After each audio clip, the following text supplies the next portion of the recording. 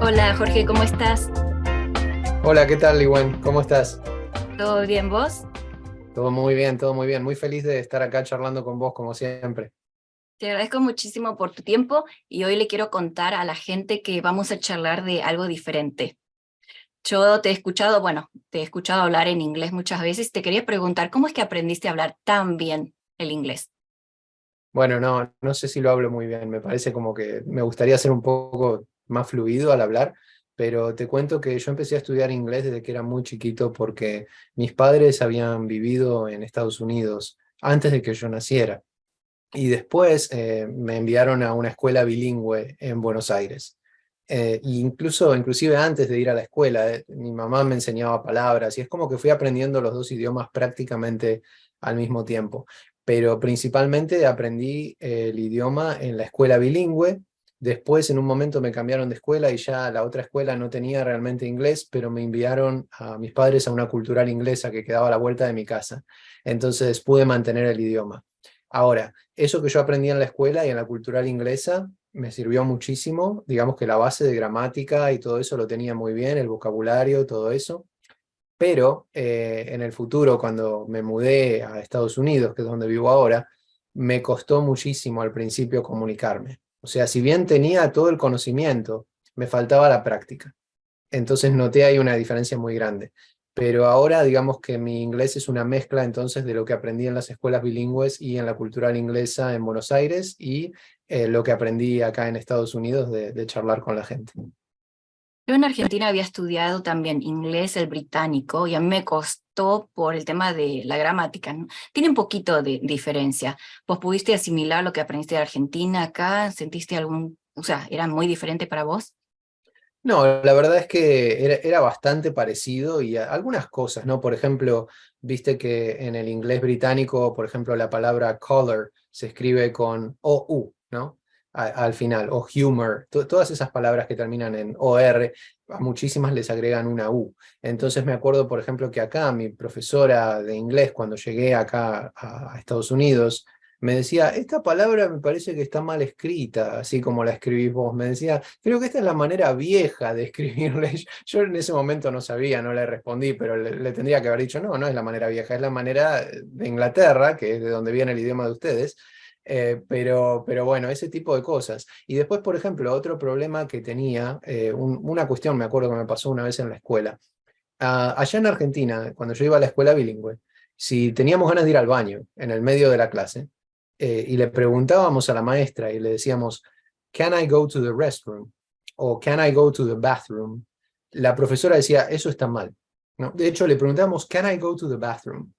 Y la tipa decía, no tienen que decir can I go to the bathroom, porque si uno dice can, sí, podés ir, si podés moverte, podés ir. Y después si decíamos bathroom, nos preguntaban, ¿pero por qué? ¿Te vas a dar un baño? Entonces nos decían, la pregunta para formularla correctamente es, may I go to the toilet? Toilet, nunca digan bathroom, ese era el mensaje. Y después un día yo estaba acá en la escuela, acá en Estados Unidos, y había ido al baño. Estaba caminando por los pasillos y me paró un guardia de esos de seguridad, cosa que te comento ya que estamos, que fue una de las cosas que más me choqueó a mí cuando llegué acá, que había policías armados en la escuela, cosa que yo nunca había visto allá en Argentina, así como que wow, me chocó un poco al principio, después como que me acostumbré. Pero bueno, yo iba por el pasillo y este, me paró el tipo este para preguntarme qué estaba haciendo ahí en el pasillo, porque era lo que hacían, le preguntaban a todos. Si había alguien caminando por el pasillo, te preguntaban qué estabas haciendo como si todo el mundo estuviera haciendo o tratando de hacer algo malo. Y entonces me pregunta y le digo, I just went to the bathroom. Y yo así como que le dije bathroom, me quería morir, porque dice, no, está mal dicho. Pero el tipo no dijo nada, el tipo me dijo, y ahora tuviste que ir, o sea, como que usó la misma palabra también, dijo, why didn't you go before to the bathroom? O algo así, y el tipo usó bathroom, entonces yo dije, pero, o sea, yo lo dije mal, pero él también lo está diciendo mal. Y después me di cuenta que realmente no tenía importancia. Y en primer lugar, acá se usa mucho más decir restroom que bathroom, lo cual es raro también, porque si la pregunta era no digan bathroom porque no se van a bañar, bueno, restroom, el restroom no es para descansar tampoco, porque es lo que significa rest. Entonces, es muy complicado de cualquier manera el idioma, ¿no? Así que me acuerdo de eso. Pero más allá de eso, realmente no he tenido problema porque es el mismo idioma y uno se va adaptando también. Uno se da cuenta, bueno, hay ciertas palabras que tal vez son más comunes en Inglaterra, entonces uno deja de usarlas y se adapta, a veces sin darse cuenta, ¿no? A la manera de hablar de acá. Yo llegué a los 24 años a Estados Unidos y así a mí sí ya me costó mucho más el idioma. ¿A qué edad llegaste vos? Bueno, yo tenía 16 años, así que hace 4 años que llegué. Y sí, una edad difícil, ¿no? Bueno, cualquier edad es difícil para hacer un cambio como ese. Pero a veces pienso, ojalá me hubiera tocado llegar quizá un poquito más tarde o un poquito más temprano. Pero sí, 16 años tenía. O sea que me faltaba hacer, yo dejé Argentina y me faltaba un año de la secundaria. Y después cuando vine acá tuve que hacer un año y medio, porque acá el año escolar empieza en agosto, no empieza en marzo, como el nuestro. Entonces hice un año y medio de la secundaria que me faltaba y bueno, después entré a la universidad. Pero sí, 16. No sé si recordás, yo dejé Taiwán cuando tenía 5 años, ¿no? Y en Argentina, bueno, vivía con mis papás y mis hermanas. Así que cuando yo llegué a Estados Unidos, viví con la familia de mi tía y yo sentí así, como le dicen, el homesick, ¿no? Que extrañaba todo y fue bastante duro para mí. ¿Cómo fue tu experiencia cuando llegaste a los Estados Unidos a los 16 años? Igual, te diría que exactamente igual. Quizá yo me fui con un poco más de esperanza en el sentido de que pensaba, wow, voy a cambiar de vida, va a estar todo bien. Además, mi idea de Estados Unidos, yo había estado en Estados Unidos anteriormente, había venido de viaje cuando tenía, no me acuerdo ahora, unos, qué sé yo, 12 años, 11 años, una cosa así. Y claro, ir a un lugar, visitar un lugar de vacaciones es una experiencia completamente diferente a vivir en el lugar. Entonces, en ese momento, cuando a mí me decían, vamos a ir a vivir a Estados Unidos, yo lo que escuchaba era, vamos a ir a vivir a Disneylandia. Y no es exactamente lo mismo, ¿no? De hecho, es completamente otra cosa, ¿no? Pero desde que estoy acá en Estados Unidos, y hace un montón de tiempo que estoy acá, he vuelto a ir una vez nada más a Disneylandia, así que te puedes imaginar la diferencia. Pero yo me fui pensando, no, está bien. Yo no, viste, 16 años, estaba pasando por un momento muy difícil. La adolescencia para mí fue bastante difícil, entonces estaba bastante triste. Y la idea de empezar de nuevo en un lugar diferente, honestamente, me encantaba. Em, pero después cuando llegué acá me di cuenta de que no era tan fácil, ¿no? Y empecé a extrañar muchísimo todo lo que era diferente, ¿no? Por ejemplo, la posibilidad de salir, cruzar la calle y tomar un colectivo. Salir a caminar por calles donde hay gente y hay negocios y hay cosas para ver, mis amigos, ¿no? Toda la cultura en general, la comida, sí, muchísimo la extrañaba. Y entonces, creo que fue ahí, o sea, yo creo que me convertí en más argentino acá en Estados Unidos de lo que era cuando estaba allá en Argentina. Por ejemplo, yo cuando estaba en Argentina no había leído a Borges, porque creo que a Borges lo leía en el último año de la secundaria, básicamente, y ese fue el año que yo me perdí.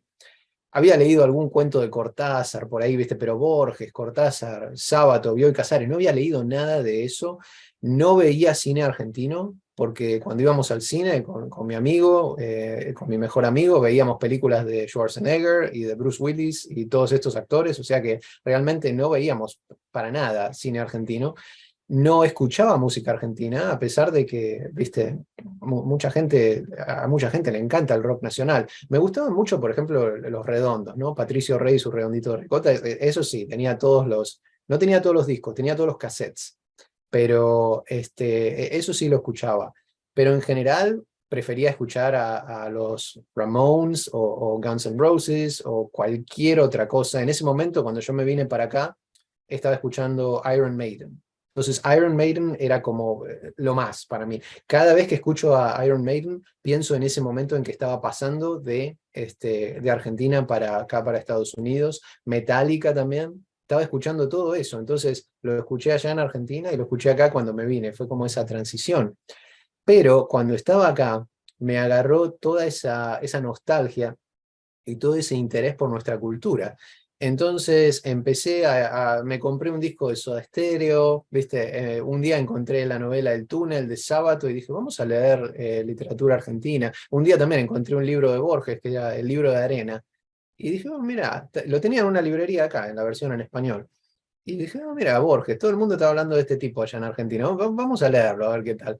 Y así fue que me empecé a conectar, y lo mismo con el cine, ¿no? Y con todas las otras cosas. Entonces, yo, digamos, la cultura argentina la cultivé mucho más acá en Estados Unidos, justamente por esa distancia que en Argentina, porque a través de todas estas cosas, de la literatura, del cine, de la música, yo creo que podemos viajar, ¿no? Creo que el ejemplo más obvio es el cine. Por eso me gusta tanto el cine argentino, porque para mí poner una película argentina es como abrir un portal que me permite viajar en el tiempo y en el espacio. Me permite ir a Argentina sin moverme de donde estoy sentado de alguna manera, ¿no? Y también viajar a un tiempo determinado. Por ejemplo, a mí me gusta mucho el cine argentino de los 80, porque me gusta ver cómo se veía Argentina, cómo se veía Buenos Aires también en esa época. Y el cine me permite hacer eso, ¿no? Una canción, ¿viste cuando escuchás una canción y te acordás de, no sé, claro, cuando salió la canción, la primera vez que la escuchaste, todo eso? Entonces, no sé, pones algo como Loco tu forma de ser, de Los Auténticos Decadentes, y de repente estás ahí, ¿viste? Estás en Argentina en los 80 cuando estaba sonando esa canción y es una cosa impresionante. Algo de Los Fabulosos Cadillac, ¿viste? Los Pericos y todo. A mí me encanta, de música ligera, de Soda Stereo. Escuchás eso y es una explosión de asociaciones y es un viaje total. Así que sí, realmente me agarró todo eso y poder comer, viste, una milanesa o unas empanadas y tener esa experiencia, o de repente ir a un lugar acá donde podés comprar bonobón o un alfajor. Wow, o sea, eso no tiene comparación. Lo que sentís cuando decís, te podés comer un alfajor Jorgito acá, y eso es viajar al pasado. O sea, es volver a ser un pibe, y yo creo que es eso lo que buscamos en este tipo de productos, ¿no? Esa conexión que hay, ¿no? Comer un alfajor Jorgito para mí no es simplemente comer un alfajor Jorgito y calmar el hambre, es toda una serie de asociaciones. Y lo mismo con todas estas cosas que estamos diciendo, ¿no? El cine, la música, todo eso. Mencionaste a muchos grupos de música, mencionaste a Sábato, mencionaste a Borges. ¿Cuáles fueron las primeras películas argentinas que viste acá en los Estados Unidos? Esto es divertido porque yo creo que la primera película argentina que yo vi así de manera consciente, digamos, fue Nueve Reinas. Porque cuando salió Nueve Reinas fue un éxito tan grande que se conseguía acá en Blockbuster. Yo la alquilé en Blockbuster. Fui ahí y tenían Nueve Reinas y dije, wow, vamos a ver, ¿no? Nunca se me hubiera ocurrido ver una película argentina, pero como estaba ahí, dije, bueno, vamos a ver qué tal. Y me encantó, me acuerdo, pensé súper divertida, además que tiene todo un comentario social, ¿no? La película Nueve Reinas es para divertirse principalmente, pero si uno, digamos, mira un poquito debajo de la superficie, hay mucho para analizar en esa película. Entonces, esa yo creo que fue la primera película argentina que yo vi de manera consciente acá en Estados Unidos, ¿no? Y después, un tiempo después, mucho tiempo después, yo estaba en la universidad y tomé una clase de cine mexicano. Y es como que pensé, wow, qué interesante, ¿no? Uno puede aprender tanto acerca de la cultura mexicana a través de las películas mexicanas. Y es como que algo me hizo clic ahí y dije, ¿y por qué no miro las películas argentinas? Si no he visto nada. En ese momento había visto, te digo, si había visto 5 películas argentinas, creo que es mucho. Y dije, ¿por qué no? Y entonces fui, gracias a YouTube, ¿no? Eh, porque ahí está todo. Y me puse a buscar los clásicos. Tengo un libro que se llama 100 años de cine, que lo sacó el diario La Nación, que lo tengo desde allá de Argentina, y entonces eso me sirvió de guía para ir viendo a ver cuáles son las películas argentinas que realmente son importantes, ¿no? Las más, los clásicos y todo eso. Entonces empecé a buscar Caballos Salvajes, Hombre mirando al sudeste, todas esas películas que son así clásicos, ¿no? La historia oficial, muchas de los 80, porque era justamente lo que me gustaba ver a mí. Por ejemplo, alguna vez habré estado viendo una película de los 80 y de repente vi los teléfonos públicos, esos que eran de color azul al principio, después eran naranja, no me acuerdo qué año fue que los cambiaron, pero cuando yo era chico eran así. Con los Y yo, claro, con los cospeles, que te cuento que todavía tengo uno por ahí, ¿eh? Tengo el cospel del teléfono, tengo el del subte, que en una época se usaba con... Tengo boletos de colectivo, ¿te acuerdas los que eran de color? Que venían con que uno buscaba el número Capicúa y todo ese tipo de cosas. Tengo un fajo así de boletos de colectivo por ahí, billetes viejos del Austral, del peso que había estado antes del Austral. Por ahí también, te digo, esta es una historia que tengo, hace 1000 años que ando buscando porque sé que la teníamos, ahora no sé dónde está, una moneda de medio centavo que tenía un hornero del otro lado. Bueno, algún día voy a dar vuelta a mi casa y la voy a encontrar porque sé que la tengo en algún lado, pero no sé dónde está. Hace 1000 años que no la veo y no sé.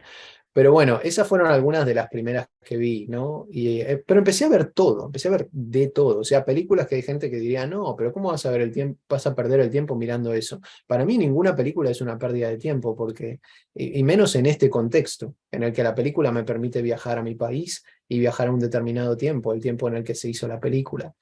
Eh, y así fue que empecé, digamos, a explorar el cine argentino y ahora me fascina. O sea, es una cosa que te juro, o sea, pienso todos los años, ¿no? Que no lo valoré y que no sabía ni siquiera que existía, porque muchas veces mismo en Argentina no se promueve el cine argentino como se debería promover. Ahora tal vez sí, porque muchas de las películas están recibiendo premios y nominaciones, como Argentina en 1985, ¿no? Relatos salvajes, antes de eso había sido El hijo de la novia, El secreto de sus ojos que ganó el Oscar, ¿no? Entonces ahora con la globalización tal vez se está promoviendo un poquito más. Pero, y eso es bueno, ¿no? Y muchas más películas argentinas llegan acá, las tienen en la biblioteca. Yo voy a la biblioteca y encuentro películas argentinas. Por ejemplo, la película El Ángel, que salió hace unos años, la tenían en la biblioteca. Eh, pero, como te digo, fue para mí mucho más simplemente que sentarme a ver una película. Por eso me gusta tanto nuestro cine. Cuando yo estaba en Argentina realmente no fui muchas veces al cine y Mm. creo que es eso, ¿no? Que uno como que siempre quiere algo que no es de ahí. Entonces yo iba y veía las películas de Hollywood, porque siempre uno dice, uy, ¿cuál es la última que sacó Estados Unidos, no? Y es como vos decías antes, cuando llegué acá y empezaba a ver las películas de Argentina por el tema de la nostalgia, ¿no? Hay películas que uno dice, wow, mirá, un kiosco o el almacén, ¿no? Y empieza a recordar todo eso. Y yo creo que una de las cosas que más extraño de Argentina es ir a un kiosco. Es verdad, porque acá realmente no hay kioscos. No, o sea, hay lugares donde uno puede comprar golosinas y todo eso, y a veces en los shoppings tienen un lugar que está dedicado exclusivamente a los dulces. Pero el concepto de kiosco que tenemos nosotros acá no existe, no es exactamente lo mismo. Y eso es lo que también, o sea, es una de las cosas que además generalmente estaban cerca de la parada del colectivo. Hay A uno en veces cada estaban al esquina. lado. Claro, el kiosco de la esquina. Claro, sí, es típico eso. Y para mí, como cuando era un chico, o sea, pararme ahí y ver toda esa gama de dulces y de golosinas que tenían era una cosa impresionante. Porque te cuento que cuando yo era chico, una de las primeras cosas que dije, que mi mamá ahora se ríe, pero es que yo lo que quería hacer, digo, ¿qué querés ser cuando seas grande? Bueno, yo quiero tener un kiosco. Porque yo pensaba, me voy a comer todas las golosinas y va a estar espectacular y es todo gratis porque es mío, ¿viste? Y ese era mi sueño cuando era chico, porque si había algo que me gustaba a mí era ir al kiosco de la esquina, ¿viste? A veces comprábamos un chocolatín, no es que uno se volvía loco y se comía todo tampoco. Había unos chocolatines Arcor, uno era blanco y el otro era negro, venían con el dibujito de algún animalito o algo así, no me acuerdo. Eh, los Tubi, que había como Tubi 8, hubo muchísimos. El Mecano me encantaba. Cualquier tipo de alfajor. No sé, ahora, el Jack me encantaba, porque no sé si existe todavía, pero lo Sorpresa. compraba. Sí, el que te venía con una sorpresa. Mira, no me fijé, pero podía haber preparado esto. Pero vos sabés que yo tengo un cocodrilito que me tocó en un Jack. Es un cocodrilito verde, así, ¿viste? Pero chiquitito. Y me acuerdo que a mí me encantaba ese cocodrilito, no sé por qué. Y yo una vez le pregunté a mi mamá, este, Este cocodrilito, le digo, a mí me encanta, si lo cuido mucho, ¿me va a durar para siempre? Y mi mamá me dijo, mira, nada dura para siempre, realmente. Pero me dice, si lo cuidas mucho, en una de esas lo vas a tener por muchos años. Y vos sabés que yo todavía lo tengo y lo cuido mucho. Lo tengo en un lugar, viste, muy así, en una cajita donde está bien, bien protegido. Porque no sé por qué me encantaba cuando era chico y siempre me preocupé por cuidarlo. Yo creo que probablemente debe ser el objeto con el que tengo más conexión desde tanto tiempo, ¿no? Porque siempre me preocupé por tenerlo así, no perderlo de vista y cuidarlo. Y eso es una pavada que me tocó dentro de un chocolate Jack. Entonces, para que veas la importancia que tenía eso para mí, los chupetines, los helados. Me encantaba el helado cola de tigre, Mm. que era de los helados que vendían en Frigor, me parece, que vendían en la heladería. Esa es otra cosa. A mí me encantaba tomar helado, por ejemplo, el helado sin parar. No sé si existe todavía, no tengo idea. Y una de las veces que volví allá a Argentina, lo primero que hice fue ir a una heladería o un kiosco y comprarme un sin parar de chocolate, que era lo que comía siempre. Y claro, yo me iba a Argentina en el verano de acá, que era el invierno de allá, y andaba ahí por la calle en remera, comiendo, tomándome un helado, y la gente me miraba y empezó, este tipo está loco. Pero después del calor de acá, pasar al invierno de allá, y después de tanto tiempo de no haberme tomado un helado, yo dije, mira, me tomo el helado, que sea lo que Dios quiera, pero no voy a dejar pasar esta oportunidad. Pero es verdad, se extrañan mucho los kioscos, se extraña mucho el hecho de que podías ir a cualquier restaurante y pedir cualquier cosa. ¿Viste? Acá en Estados Unidos, si querés comer pasta, tenés que ir al restaurante italiano. Si querés comer carne, tenés que ir al steakhouse. Si querés comer mariscos, tenés que ir ¿viste? Al seafood restaurant y todo ese tipo de cosas. Allá te sentabas en un restaurante, te daban el menú, pero era como que podías pedir lo que quisieras de cualquier manera en la mayoría de los restaurantes, ¿no? Y eso también es una cosa que acá es muy diferente. Pero sí, son todas esas pequeñas cosas, pequeñas entre comillas, porque en realidad no son tan pequeñas, ¿viste? Son cosas que son sencillas, pero son importantes, creo yo. Así que te entiendo totalmente porque me pasó lo mismo a mí. ¿Sabes? Otra de las cosas que extraño son los puestos de diario. Uy, sí, sí. Y Era acá, como viste, ir a una biblioteca, más o menos. es verdad, es verdad. Y tenías de todo, ¿eh? Había un montón de revistas y todo eso. Eso es algo que se perdió. Ya la gente ni siquiera lee el diario. Acá es muy difícil encontrar el diario a veces en el supermercado, porque es como que ahora todo la gente lo mira en internet, lo mira por el teléfono, en el social media y todas esas cosas. Pero allá sí, a mí también me gustaba mucho porque yo compraba revistas, por ejemplo, de videojuegos. Después compré alguna que otra vez algo de música o cosas así, pero principalmente eran películas acerca de videojuegos, computadoras, todo ese tipo de cosas. En una época venían con unos muñecos también, que eran los muñecos de los videojuegos, del Mortal Kombat, por ejemplo. Los tenemos por ahí los muñecos, y mi hermano y yo. Y eso también es algo que acá es verdad, como vos decís, no existe esa cultura ya. También tal vez sea una cuestión de generacional también, ¿no? Pero eso es otra historia. No sé si existe todavía ahora, pero me acuerdo que antes diferentes diarios sacaban como colecciones, ¿no? Como 2 veces por semana y podías después a lo último armarte un libro de algo o alguna colección de libros. Me acuerdo que había, no sé, como sobre la historia del rock o sobre la historia política de Argentina, ¿no? Entonces ibas coleccionando y tenías que comprarte todos esos diarios para armarte tu libro, ¿no? Claro, claro. Bueno, yo esas las tengo todas, ¿viste? Nosotros leíamos La Nación, pero a veces también cuando el Clarín estaba sacando algo, por ejemplo, había un manual de informática, manual de internet y esas cosas, comprábamos los dos para tener las dos cosas.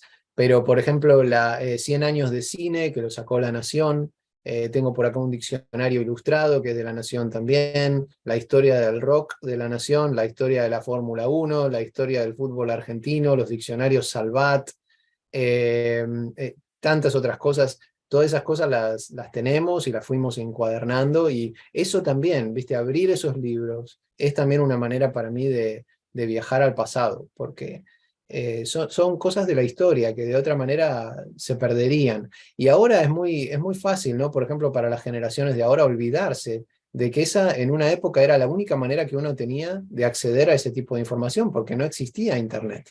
Ahora es muy fácil, uno quiere saber algo acerca de un grupo de música que a uno le gusta y se mete en Wikipedia y ya está. Pero en esa época no era así. Entonces, esa historia del rock era la única manera que yo tenía de saber algo acerca de la música que había venido antes, más allá de lo que me podía contar, por ejemplo, mi papá y gente que sabía un poco del tema. Pero si no era por eso, si no era por las revistas que vendían en los kioscos de diario acerca de los grupos de rock y todo ese tipo de cosas, uno no tenía la oportunidad de buscarlo en el teléfono o de meterse en internet. Era la única manera de acceder a esa información. Entonces era realmente muy valioso. Ahora uno puede decir, bueno, pero ahora ¿qué significado tiene? No tiene ninguna importancia. Pero sí que la tiene, porque es un documento, ¿no? Así que realmente me alegro de tener todas esas cosas y de haberlas traído también, porque todavía tengo esa oportunidad de visitar, digamos, esos rubros, ¿no? De rock, de cine, de Fórmula 1, de fútbol, lo que sea. Así que realmente yo valoro mucho todo eso. Sí. Detrás tuyo, Jorge, ahí puedo ver que tenés muchas películas, pero del otro Ah, lado veo muchísimos libros. ujú. ¿Cómo nació tu pasión por la lectura? Esa es una historia interesante también. Vos sabés que yo siempre crecí rodeado de libros y puedo decir en este momento, o sea, no porque sea nada malo ni nada, pero puedo decir que tengo más libros que películas. ¿Ok? Creo que yo soy más lector que amante del cine, por ejemplo, a pesar de que las dos cosas me encantan, pero tengo una conexión mucho más poderosa, me parece, con el libro, aunque me doy cuenta, por ejemplo, de que no se puede viajar, o por lo menos yo, ¿no? Por la clase de persona que soy, un libro no me hace, digamos, el viaje al pasado o el viaje a la Argentina tan fácil como una película, porque la película es más la imagen, ¿no? Es más inmediata. Pero yo siempre estuve rodeado de libros, mi papá tenía una biblioteca enorme, que había libros de mi mamá ahí también. Los dos leían bastante cuando tenían tiempo, en la época cuando eran más jóvenes y todo eso. Entonces yo, claro, teníamos una biblioteca allá en Buenos Aires que llegaba desde el piso hasta el techo. Porque yo me podía trepar a los estantes, literalmente, y lo hacía, de hecho. Por suerte nunca se me cayó encima, porque ahora lo pienso y digo, wow, claro, yo era muy chiquito, entonces no pasaba nada. Pero teníamos, por ejemplo, la Enciclopedia Británica, ¿viste? Todos los tomos de la Enciclopedia Británica, que ahora uno dice, ¿para qué sirve eso? No podés verlo en Wikipedia, podés acceder a la Enciclopedia Británica en Internet. Pero otra vez, a mí me gusta el libro como objeto. Y entonces yo siempre andaba leyendo algo, ¿viste? Mi mamá siempre me leía antes de ir a dormir, tenía mis libritos, ¿viste? En mi canal de YouTube tengo un video acerca de los libros que leía cuando era chico y todo eso. Pero siempre, ahora que lo pienso, eran siempre libros chiquitos, ¿viste? Siempre libritos así como cuentos, quizá alguna novela, por ejemplo El Principito, ¿viste? Amy, el niño de las estrellas, esa fue una novela muy importante para mí en su momento. Y después como adolescente también, ¿viste? Leía cosas más bien cortas. Alguna vez me acuerdo empecé a leer El mundo de Sofía, pero era demasiado largo. Llegué hasta un punto y después era demasiado joven todavía para eso. Me lo leí ahora hace unos 3 o 4 años y ahí sí lo terminé y me encantó. Pero en esa época no estaba listo para ese tipo de cosas. Y bueno, yo vine con esa experiencia acá, ¿viste? Leí algunas cosas así, ¿viste? Muy sencillas. Y después cuando llegué acá me di cuenta que era muy difícil en esta sociedad conectarse con la gente, ¿no? Porque uno tiene la idea, vos viste cómo es allá en Argentina, si llega una persona nueva, todo el mundo se le acerca, ¿no? Y le empiezan a hacer preguntas, ¿viste? Es como que de repente te ves envuelto, no te queda otra, no tenés opción, te agarran y te envuelven y ya sos parte del grupo. Bueno, acá no es así la cosa. Acá vos podés ir, y esto fue lo que me pasó a mí, yo iba a la escuela y estaba todo el día, toda la mañana, prácticamente sin intercambiar una palabra con una persona. O sea, nada. La única oportunidad que tenía de hablar con alguien, por lo general, era en la clase de ESL, que es la clase de inglés como segundo idioma. Entonces ahí había gente de otros países latinoamericanos, o a veces gente, viste, de Vietnam, de Taiwán, de Corea, de Alemania, de Rusia, con los que también nos podíamos comunicar porque eran de una cultura diferente. Pero después yo iba a la clase de física y ahí nadie me hablaba, para nada, ¿viste? Me acuerdo que una vez incluso estábamos trabajando en grupo, cosa que a mí no me gustaba ni medio, porque era como que no sabía cómo meterme en el grupo, ¿viste?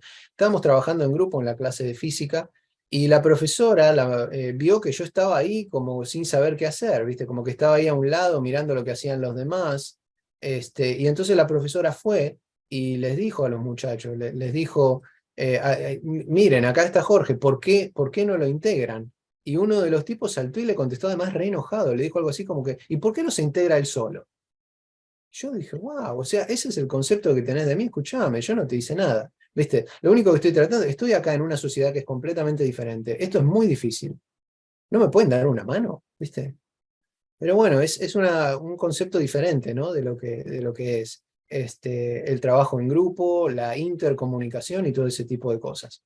Entonces yo agarré y dije, bueno, mira, estoy ahí, estoy yendo a la clase, estoy sentado ahí, no sé qué hacer ya, sin hacer nada, mirando la mesa.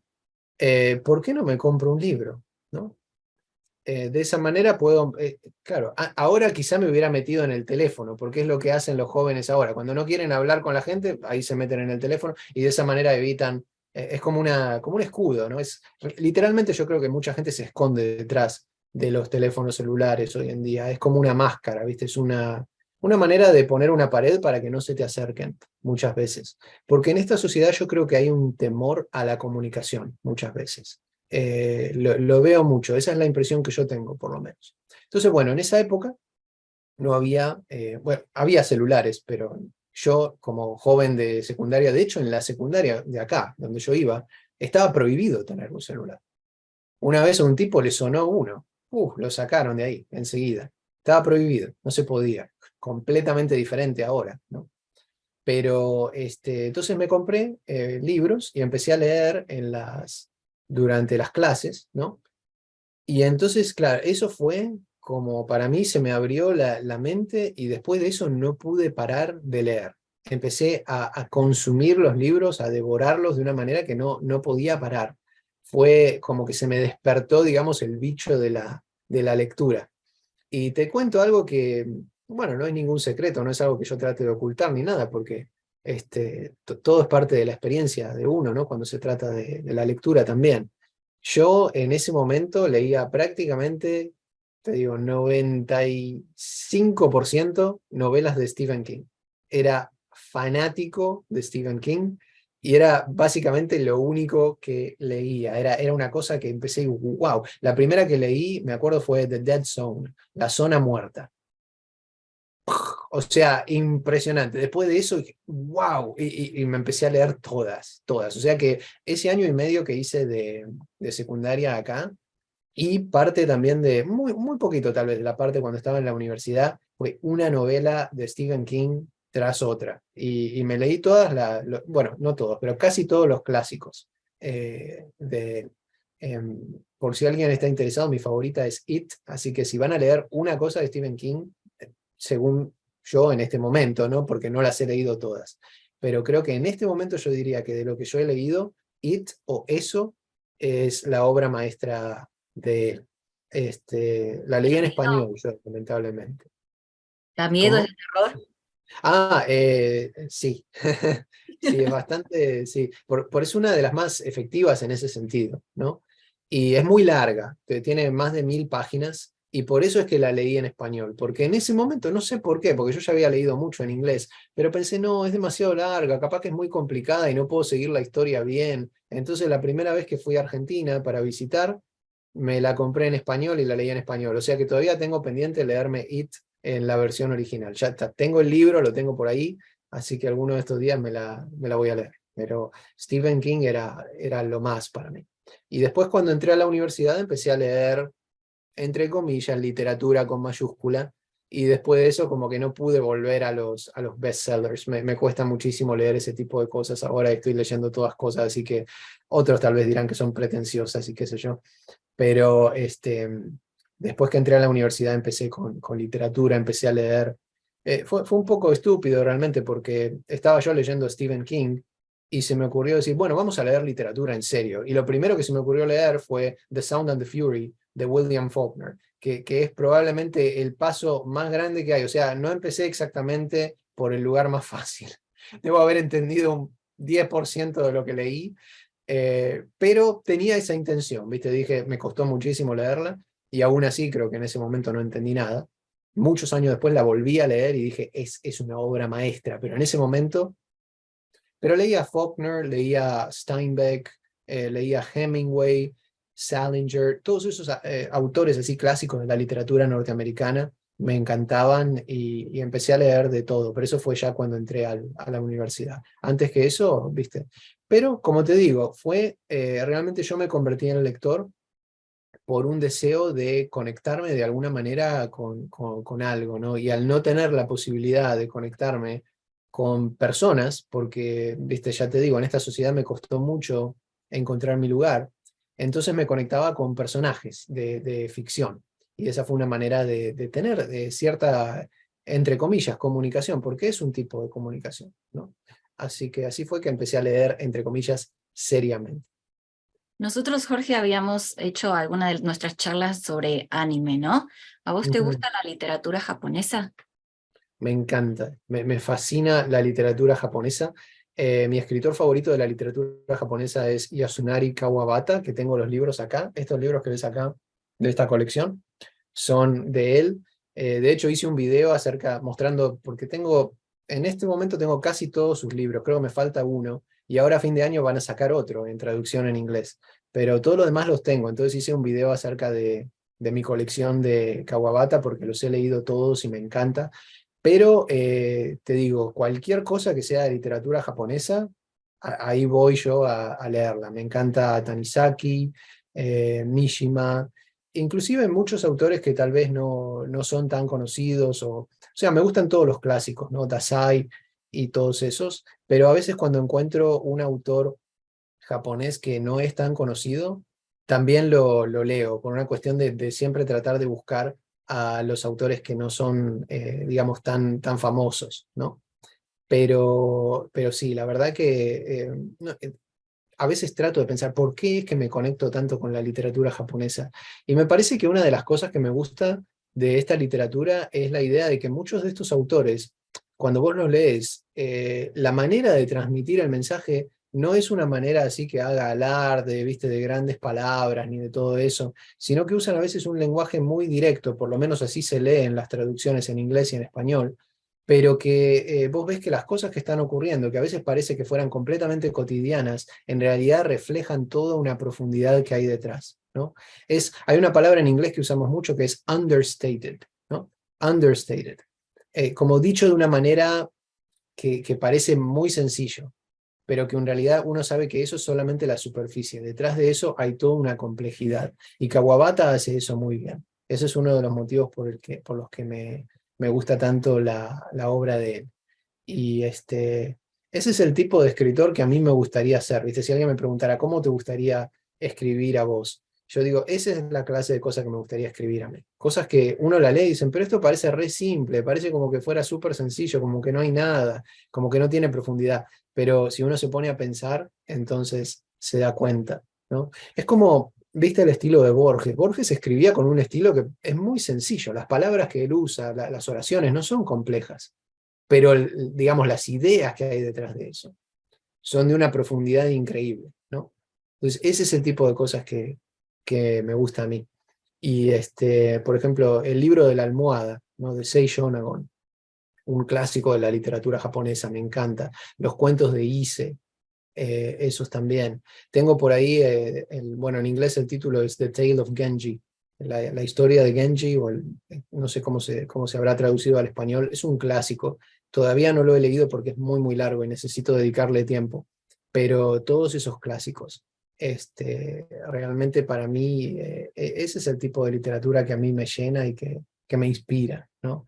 Así que la literatura japonesa yo creo que es una de las con las que más me conecto. Me gusta mucho también la literatura francesa, ¿no? Algunos escritores de la literatura alemana, no conozco tanta literatura alemana como me gustaría, pero estoy viendo de explorar eso. Necesito explorar mucho más la literatura italiana. Es algo que por lo menos en inglés no se promueve tanto, más allá, por ejemplo, de Dante y de algunos poetas o algunas novelas como El gato pardo, viste, algunos clásicos. La literatura italiana en inglés no está no se la promueve mucho. Tampoco se promueve mucho la literatura española, pero de literatura española sé mucho más porque estudié cultura hispana. Entonces todos los clásicos, y además los leíamos allá en Argentina, ¿no? Leíamos Cantar de mi Cid, El Lazarillo de Tormes, La Celestina, Don Quijote, aunque fueran partecitas, ¿no? Pero leíamos algo. Y de esa manera me conecté con eso también. Pero después, por ejemplo, la literatura argentina, realmente la empecé a explorar así seriamente cuando fui a la universidad y decidí estudiar cultura y literatura en español, y quería yo enfocarme en Argentina, porque no había mucha gente haciendo eso. Entonces pensé, ¿cómo puedo hacer para hacer algo diferente? Bueno, hago literatura argentina. Y entonces me di cuenta de que realmente no sabía tanto yo de literatura argentina. Entonces fui a la biblioteca y busqué la sección de literatura argentina y empecé a leer por lo menos un libro de cada autor importante como para tener una idea. Y después de eso fui expandiendo un poquito. Pero como te digo, y bueno, nunca perdí el amor por la literatura norteamericana, la literatura inglesa, ¿no? Pero lo primero que yo exploré fue la literatura norteamericana. Y digamos que estuve mucho tiempo enfocándome en eso, nada más. Así que, este, como te digo, la literatura japonesa tiene un lugar muy especial en mi corazón, y siempre, ¿no? Creo que no pasa un mes que no agarro algo de literatura japonesa, porque necesito ese tipo de perspectiva en mi vida. Y no quiero sugerir tampoco que todos los escritores japoneses escriben de la misma manera o tienen el mismo acercamiento a la realidad, porque nada que ver. La literatura japonesa es súper variada. Entonces no quiero caer tampoco en el error de, los japoneses escriben de esta manera, porque no es así, para nada. Pero estoy generalizando un poco para darte una idea de por qué me gusta este tipo de literatura. Queda más que claro que te encanta leer, que leíste un montón, y ahora te voy a hacer la pregunta del millón, ¿no? Porque yo en Argentina leía, obviamente, de todos los autores, pero en español.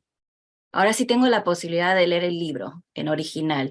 Si ese libro, por ejemplo, está en inglés, yo lo quiero leer en español, ¿pierdo mucho del mensaje original? La respuesta rápida es sí. O sea, siempre se pierde con la traducción. La traducción a mí me parece es algo fascinante, porque yo no hubiera tenido acceso a un montón de libros que me encantan, ¿no? Si no fuera porque alguien decidió traducirlos, ¿no?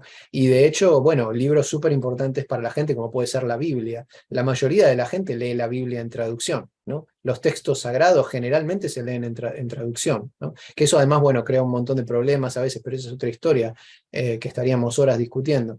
Hay una novela alemana, por ejemplo, que a mí me voló la cabeza, me pareció espectacular, que es El tambor, de Günter Grass.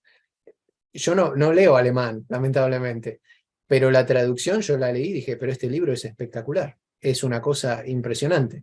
Y veo que mucha gente, por ejemplo, lee Cien años de soledad, o Rayuela, o lee a Borges, y tal vez no hablan español, lo están leyendo en inglés, y el entusiasmo que sienten por ese libro que acaban de leer, a mí me parece impresionante, me parece fascinante, ¿no?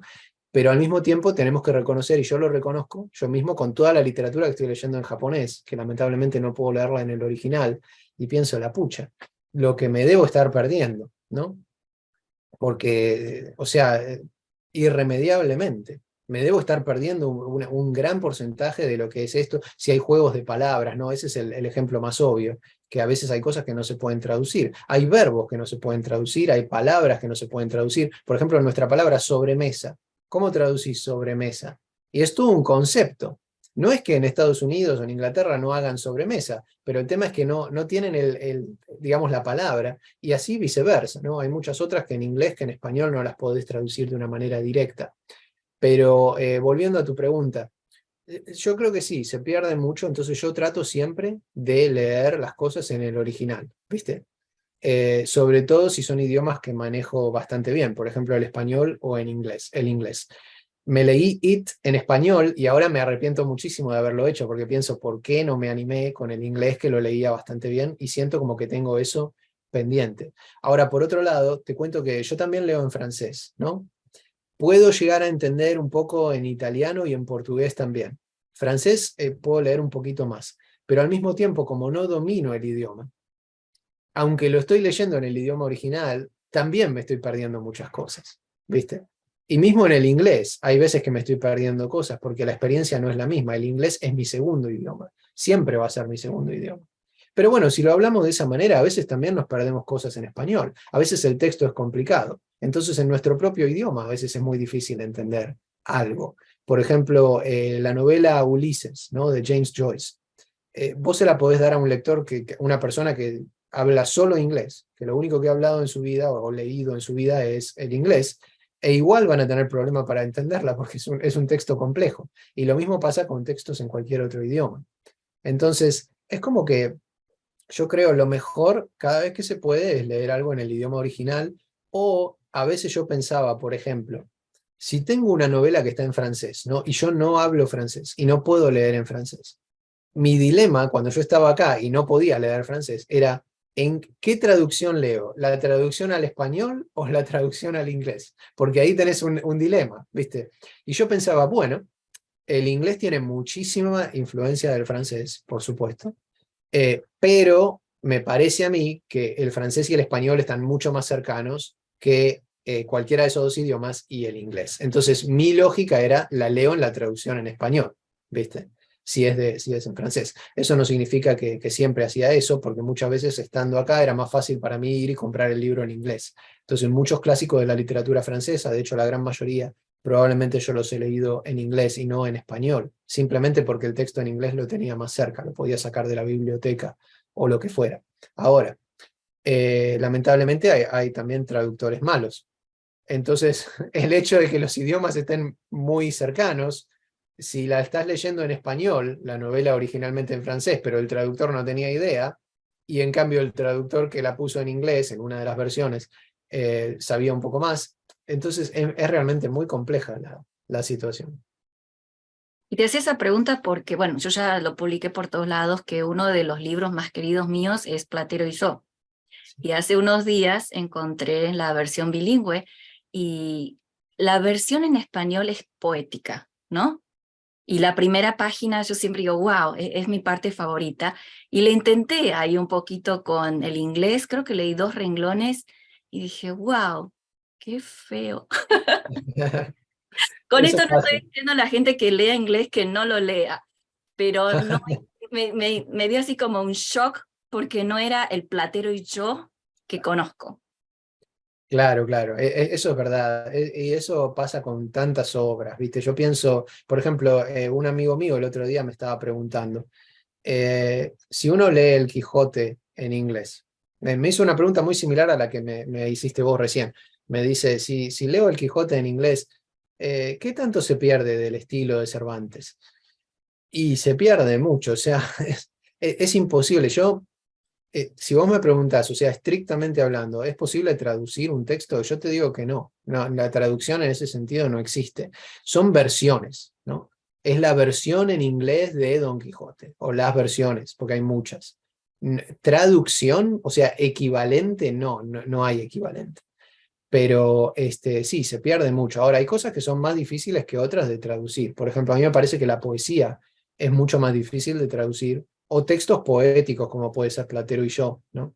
Es mucho más difícil traducir ese tipo de textos que un texto que está explicando algo, ¿no? Que un manual, por ejemplo, o inclusive una historia, ¿no? Una novela o algo así. La poesía es muy difícil de traducir. O sea, digo, Es estaba la durísimo. traducción, pero se pierde todo el encanto que está en Claro. español. Claro, te da la idea de lo que está pasando, de los personajes, la idea general del libro. Es mejor que no leerlo, pero el idioma, ¿no? Y los sonidos, todo eso que es una dimensión súper importante, todo eso no se puede recrear de ninguna manera. Por eso hay textos que son muy difíciles de traducir. Yo nunca he leído, por ejemplo, una traducción de Ulises al español, pero me imagino que debe ser, o sea, ya te digo, es mejor que no leerlo, pero es solo una versión, es solo una aproximación del texto, ¿no? Ahora, por ejemplo, voy a mirar para un video que tengo pensado hacer la traducción al inglés de Rayuela. La traducción ganó un premio. Es el mismo traductor que tradujo Cien años de soledad, que tengo entendido que ganó un premio por las dos, Gregory Rabassa. Hay traductores que son así como monstruos, ¿no? Que son geniales, pero aún así uno siempre tiene que pensar, bueno, estoy leyendo una versión en otro idioma, lo que me pasa a mí con esta novela alemana que te digo del tambor. Ya me puedo imaginar, todo lo que me estoy perdiendo. Pero es la única manera que tengo de hacerlo. La disfruté y digo, bueno, menos mal que alguien hizo esta traducción. Y hablando de traducciones, bueno, vos sabes que yo soy maestra, ¿no? Y a veces me pasa a mandar algún mensaje para los papás o para los maestros en general. Y es como que hay un juego de palabras en inglés que para traducir al español no podemos usar lo mismo. O a veces digo, quiero que la carta quepa en media página, ¿no? Pero la traduzco al español y es más que media página. Entonces es algo ahí, como que el español en cierta manera es más rica en la gramática y hay que escribirlo bien. Sí, sí, es un idioma muy complejo, ¿no? Es un idioma de gran complejidad. Pensá en todos los tiempos verbales que tenemos y todas las conjugaciones y todas las reglas. Porque yo enseñé las dos cosas. Yo enseñé español y enseño inglés. Y siempre les decía a mis estudiantes, el español es un idioma de reglas. El inglés es un idioma de excepciones. Porque las reglas en inglés existen en realidad. A nosotros no nos parece como que no tiene ni pie ni cabeza. No, las reglas existen. Lo que pasa es que hay tantas excepciones que es como que las reglas a veces ni siquiera te las enseñan. Porque es más fácil simplemente decir, bueno, me tengo que acordar cómo se escribe la palabra y cómo se pronuncia. Porque a veces no tiene sentido. Una palabra como laughter, que suena una F ahí, no hay ninguna F. Es una GH, ¿no? Laughter. Le agregas una S adelante y se convierte en slaughter. O sea, es un idioma loco cuando tenés una cosa como esa, ¿viste?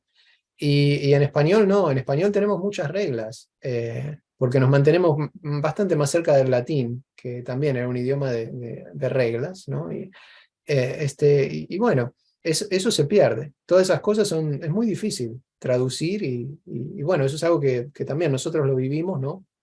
Cuando cambiamos de cultura y de idioma, ¿no? Es un cambio no solo geográfico, sino lingüístico, cultural, filosófico, y todo lo que quieras considerarlo, porque son varios niveles, ¿no?